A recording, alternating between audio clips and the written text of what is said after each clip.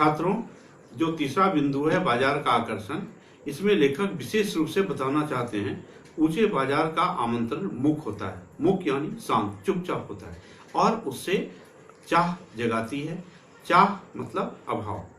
चौक बाजार में खड़े होकर आदमी को लगने लगता है कि उसके आसपास काफी नहीं है, और चाहिए और चाहिए। मेरे यहाँ कितना परिमित है अर्थात सीमित है, और यहाँ कितना अतुलित है। ओह, कोई अपने को न जाने तो बाजार का यह चौक उसे कामना से विकल बना छोड़े। विकल कहते हैं व्याकुल को। विकल क्यों? पागल, असंतोष, तृष्णा और ईर्ष्या से घायल कर मनुष्य को सदा के लिए यह बेकार बना डाल सकता है। कौन? बाजार। यानी बिना चाह के जब हम बाजार जाते हैं तो इस प्रकार से लेखक ने उसका विश्लेषण किया है। एक और मित्र की बात है, तो यहाँ पर जो चौथा बिंदु है दूसरे मित्र का अनुभव, लेखक यहाँ विस्तार से उदाहरण देकर बताना चाहते हैं। एक और मित्र की बात है, यह दोपहर के पहले के गए बाजार से कहीं शाम को वापिस आए। आप तो खाली हाथ गए थे। मैंने पूछा कहाँ रहे? बोले बाजार देखते रहे। मैंने कहा बाजार को देखते क्या रहे? बोले क्यों बाजार? तब मैंने कहा लाए तो कुछ नहीं। बोले हाँ, यह समझ न आता था कि लूं तो क्या, सभी कुछ तो लेने को जी होता था। कुछ लेने का मतलब था शेष सब कुछ छोड़ देना, पर मैं बिल्कुल भी नहीं छोड़ना चाहता था। इससे मैं कुछ भी नहीं ले सका। मैंने कहा खूब, बहुत खूब। पर मित्र की बात ठीक थी। अगर पता नहीं है कि क्या चाहते हो, सब ओर की चाह तुम्हें घेर लेगी और परिणामतः त्रास ही होगा। त्रास का अर्थ होता है दुख। गति नहीं होगी नौकर। इस प्रकार से लेखक यहाँ बताना चाहते हैं कि वह जो लेखक का दूसरा मित्र है वो बाजार को देख सुन करके इधर उधर, उनकी चाह तो थी खरीदने की, लेकिन कुछ खरीद नहीं पाए और वापस लौट आए। पांचवा बिंदु है बाजार का जादू।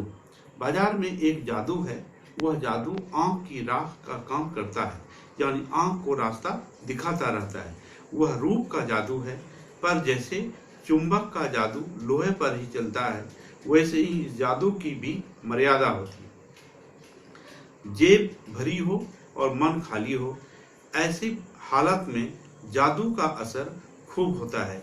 जेब खाली पर मन भरा न हो तो जादू चल जाएगा। खाली मन है तो बाजार के अनेकानेक चीजों का निमंत्रण तक पहुंच जाएगा। कही हुई उस वक्त जेब भरी, तब तो फिर उस मन किसकी मानने वाला है? मालूम होता है यह भी लूं वह भी लूं, सभी सामान जरूरी है, आराम को बढ़ाने वाला है, पर यह सब जादू का असर है। तो कौन सा जादू है? तो कहा पैसे की। जादू की सवारी उतरी, पता चलता है फैंसी चीजों की बहुत आयत आराम में मदद नहीं देती, बल्कि खलल ही डालती है। खलल कहते हैं रुकावट। थोड़ी देर में स्वाभिमान को जरूर सेक मिलता है। सेक मतलब स्वाभिमान, पर इससे अभिमान की गिल्टी की ओर खुराक भी मिलती है। जकड़ रेशमी डोरी की हो या रेशम के स्पर्श के मुलायम के कारण, क्या वह कम जकड़ होती है? अर्थात लेखक जैनेन्द्र कुमार ने यहाँ पर यह विश्लेषण किया है। जो दूसरे मित्र वहाँ से खाली आ गए, तो यहाँ बाजार का जादू किन लोगों पर चढ़ता है? पर जादू का असर, जादू की जकड़न से बचने का एक सीधा उपाय है। वह यह कि बाजार जाओ तो खाली मन न हो, मन खाली हो तब बाजार न जाओ। कहते हैं लू में जाना हो तो पानी पीकर जाना चाहिए।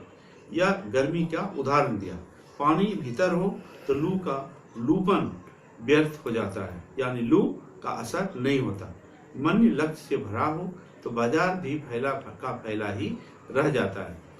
इस प्रकार से यह जो लेखक का छठा बिंदु है कि मन खाली और बंद मन में अंतर।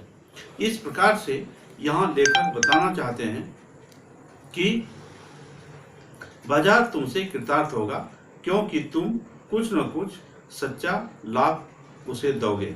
बाजार की असली कृतार्थता है आवश्यकता के समय काम आना, यानी जब हमको आवश्यकता हो तभी हम बाजार जाएं और निश्चित एक विशेष सूची लेकर जाएं जो सामान हमको खरीदना हो। तो यहाँ एक अंतर पहचान लेना बहुत जरूरी है। मन खाली नहीं रहना चाहिए, इसका मतलब यह नहीं कि वह मन बंद रहना चाहिए। जो बंद हो जाएगा वह शून्य हो जाएगा। लेखक ने यहाँ विशेष बल दिया है।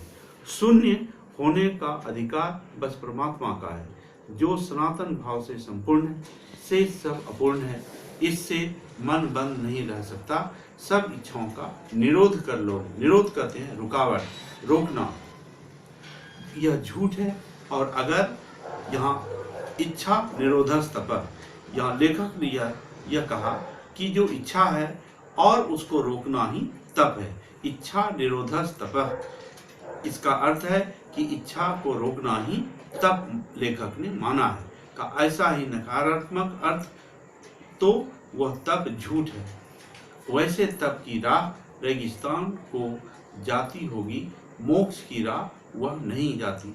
लेखक क्या बताना चाहते हैं कि जो बाजार हम बिना इच्छा के और बिना सूची के जब जाते हैं तो वहाँ से हम बाजार को हम कृतार्थ नहीं करते या हम उसे लाभ नहीं देते।